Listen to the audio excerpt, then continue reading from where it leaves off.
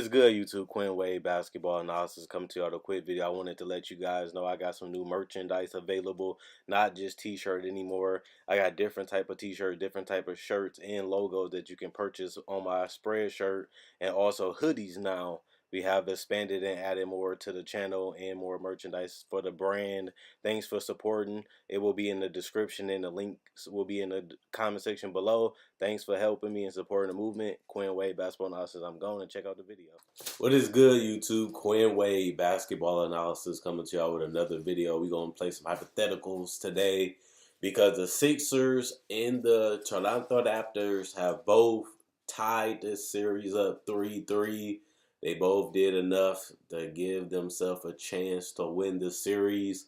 Philly blew them out in Game 5. Toronto blew them out in Game 6. Well, I mean, Game 4, Philly blew them out. Toronto blew them out in Game 5.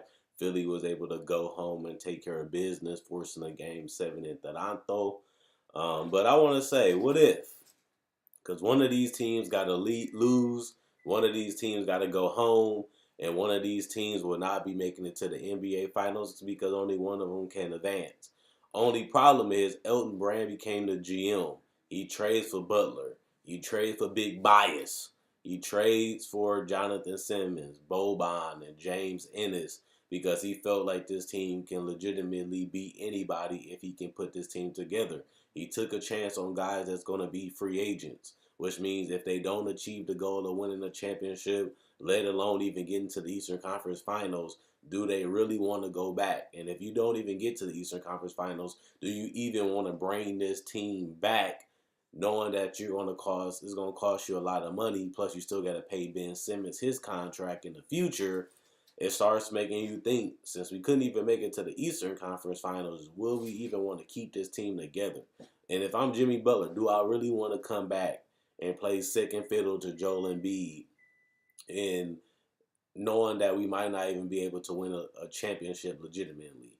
Now, when you look at this roster, you look at Toronto roster, there's really no reasons why they can't win a championship.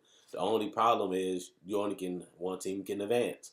So you trade for Marc Gasol, you pick up Jeremy Lin and all these guys, and you feel like that you have enough, and then you pick up Kawhi Leonard, and you feel like if we get Kawhi Leonard and we put the right pieces around him, we can win a championship. There's nothing that can stop us.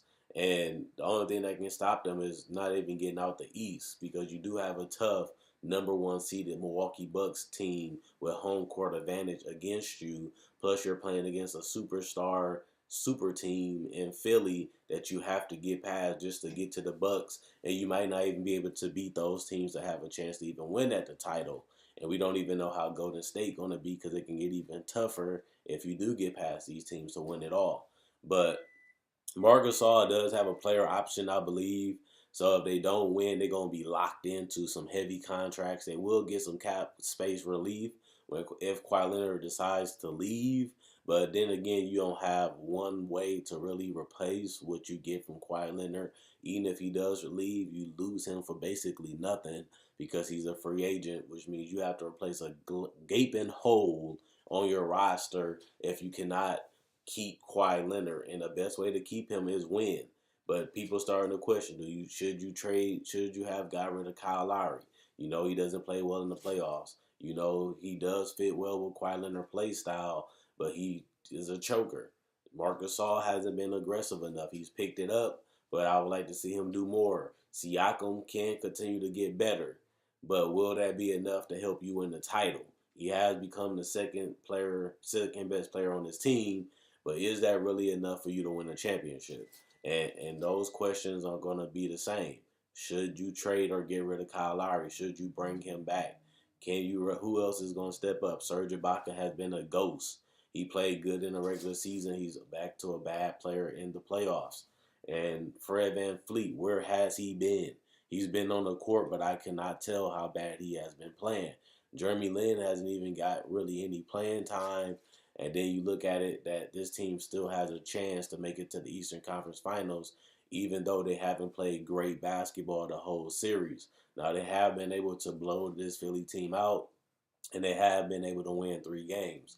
But this team is a number 2 seed. This is a team that was going out there embarrassing and blowing out team after team after team in a regular season, and now they're struggling to have consistent performances in the playoffs. And if you want to beat the great teams and the championship teams, you have to be consistent. You can't have up and down games because you want to win the series as fast as you can. And even if you don't, you want to be able to get out of the series without having to be in the elimination situation where they are right now in a game 7 against the Philadelphia 76ers, which means you have a huge chance of going home and staying there and not even having a chance to compete for the title. Now, luckily for them, they still have some time. They still have a chance to lock their to seal their destiny in the Eastern Conference Finals. But now that I done seen the Bucks be so consistent and always been able to get the best out of their role players, and Giannis has been unstoppable all season, only having a couple bad games so far, and those games he still was able to win. Besides Game 1 against the Celtics, it just shows you that they're more cohesive, they're more consistent, and they trust and believe in each other. And I don't really see that enough in Philly or Toronto, as Philly has struggled with Joel Embiid shooting 30% from the field. You got Tobias Harris shooting in the 30s. You got Jimmy Butler shooting 17% from three. You got Ben Simmons not even shooting that well from the free throw line, not even attempting shots outside of the paint besides one. And they still have a chance to eliminate you, which means you're not really playing that great of basketball. I feel like Toronto had a legitimate chance at this title. But now I started to look at this series and I started questioning, are they really as great as we thought? We didn't really see this team play that much together because of the injuries, because of the trades. And we haven't really seen them play with Kawhi Leonard and just go out there and obliterate their opponents. They really have struggled to knock down open shots. They struggled to be able to consistently bring their game. And you can say the same thing about Philly. 1 minute Joel Embiid is dominant, the next minute he just looks like an all-star. And he hasn't even played that well this series, only averaging 17 points a game on 30%, below 40% shooting. But you still find yourself in a game 7 with a chance to advance, which is crazy. But it shows you how inconsistent the Raptors have been throughout this series. And it's kind of shameful because if they really was as dominant as they was in the regular season, they would have been destroyed and embarrassed this team by now, but they was only able to do it in one game so far this series, which is a shocker because their ability to knock down threes and their ability not to even be able to stop Kawhi Leonard in the beginning, you would think they'd be having an advantage in the series besides being 2-2. They're now 3-3 instead of being 4-2. So it just shows you that they lack urgency and they lack the mentality that we have to go out here and finish this game. We got to go out here and show them that we're the best team and we're the better team. And I haven't seen that out of the Raptors, and I haven't really seen the Sixers go out there and dominate for consistently in this series. They've been able to win one, lose one, win one, lose one. You can't do that against you can't do that against the Warriors. You can't do that against the Bucks. But if you come out there with that mentality, you're going to get blew out. We done seen the Bucks come out and embarrass themselves and then blow the Celtics out 4 straight games. If you really want to be a champion, if you really want to be the best, you have to come out there and play your best basketball each and every night. You have to value possession. You can't turn the ball over. You can't be embarrassed because you only have to win 4 games. I always try to tell my subscribers that you have to win 4. It's not who wins 2 games. It's not who wins 3. If you lose 1 game, you only can lose 3 more. You lose 2 games, you only can lose 2 more. You lose 3 games, you only can lose 1 more. So every game matters. You just don't want to give games away. You just don't want to lose and get embarrassed because the more you lose, the quicker you're out to being eliminated. And now they both find themselves in a situation where they both can go home just because of 1 game. One fourth quarter can send you home, and that's not what you want to be at. That's not where you want to be. You want to be up and already out, like the Bucks. They went out there and did their thing and handled their business, and they showed you that they're the best team in the NBA, only losing 1 time in this postseason and obliterating their opponents. That's how you want to come. You want to go out there and destroy. You want to go out there and embarrass. You want to put fear in their heart. You want to let them know they don't have a chance. You want to let them know that this is over. We're the better team, and we're about to go out there and do it each and every night. And the Bucks have done that, and I can't vouch for any other team. But what I will say is, if I'm Jimmy Butler, if I'm Tobias Harris, do I really want to take a pay cut to play for a team that we had four All-Star caliber players on a roster, and we couldn't even get to the Eastern Conference Finals. We couldn't even get to the NBA Finals with this roster. Do I really want to take a pay cut to play with these guys? Take a back seat, miss some All-Star appearances, miss some All NBA appearances, and I gotta take a pay cut, and we might not even be good enough to win the championship. If I'm Jimmy Butler, do I really want to take a pay cut and risk being an All-Star and an All NBA player to play for Philly when we really probably don't have a legitimate chance of winning a championship in the future, depending on how this team goes? But they're gonna lose some of their guys. They still got to pay Ben Simmons, so one of these guys gonna have to go. One of these guys gonna have to take a pay cut. If not, this team is in trouble, as they ain't gonna have enough cap space to keep this core intact, which means that they could be better or worse in the future, which really makes you question, do you really want to resign there? Plus, you do have Elton Brand. He is showing that he wants to win.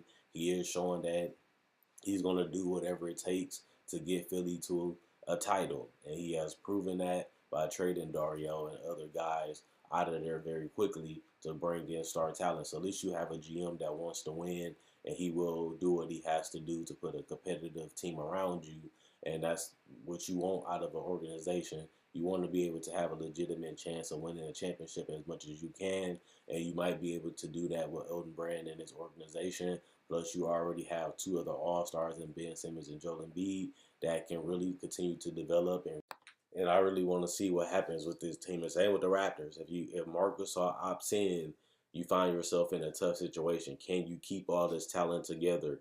Can you really have enough cap space to make another big move to win a championship with Kawhi Leonard? What are you going to do with Kyle Lowry? Can Pascal Siakam take that next step and become a superstar player to really give you that second option that you need to win it all? Those are the things that Kawhi Leonard is going to be thinking about. Is Nick Nurse a great enough coach? Can he help me get to where I'm trying to go, which is an NBA championship?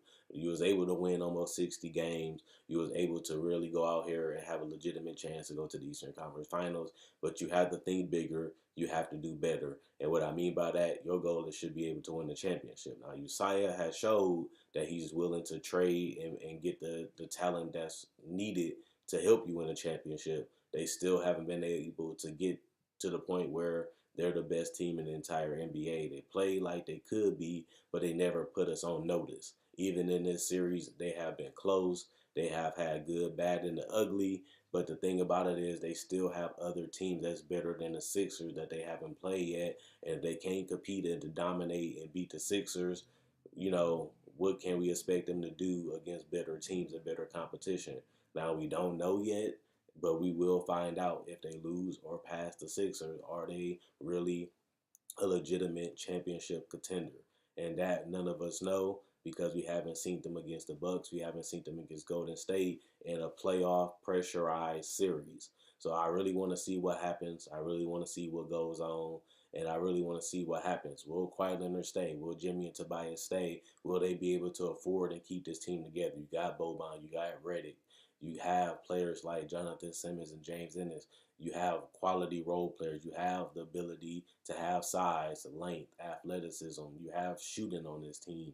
Why are you not legitimately a championship contender? People have Philly in 6, Philly in 5. That shows you how much respect they have for this team, that they don't even believe that they had a chance to legitimately win this series.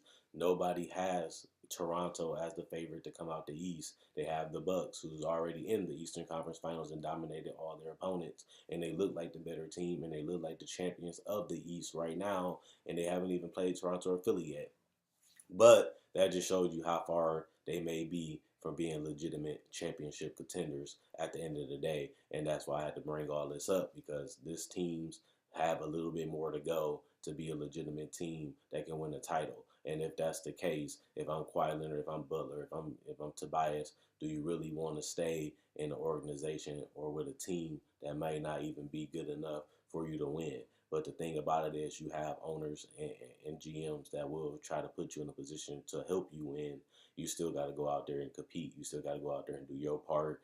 And they haven't been able to do that so far in these series. But we're going to see. Only one can win. One going to be upset. One going to have to go through dramatic changes. And if that's the case, we could be seeing a totally different Toronto team or a totally different Philly team in less than 2 months. And if that's the case, I want to see where they go. I want to see how they build, and I want to see how they put the next team together if they can't keep their free agents.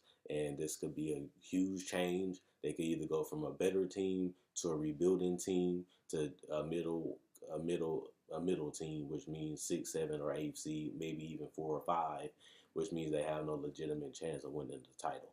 So let me know what you guys think. Check out my website, analysisplayground.com. Link in the description, comment section below. Check out my Facebook page, analysisplayground.com. Link in the description, comment section below. Like on Facebook. Check out my website. And thanks for everybody that's been supporting and buying the merchandise. Also, I make discussions just like this. I talk about free agency, trade deadlines, buyouts. I also make NBA breakdowns of rookies, legends, and even current NBA stars. And I also read every comment. So thanks for everybody that's been active in the comment section. And thanks for everybody that continues to watch. If you like this video, check out my other videos on my channel. Check out my playlists on my channel. And continue to subscribe if you love this video and you want to see videos in the future. Why not subscribe? And also, thanks for the support. Thanks for supporting the movement. And I really do love and appreciate it. And I do not take it for granted. That's why I've been making videos every day. I love what I do. It's nothing else I'd rather do. And I thank you guys for supporting that and being a part of this journey with me for the last couple of years. But what I will say, I love making these videos. You guys can continue to watch it, so I continue to go. And if you like the draft, you like Summer League, and if you like all NBA content, I make it 365 and try not to miss a day. And if I do, it'd be rare. But thanks for the support. Quinn Way Basketball Analysis. I'm done.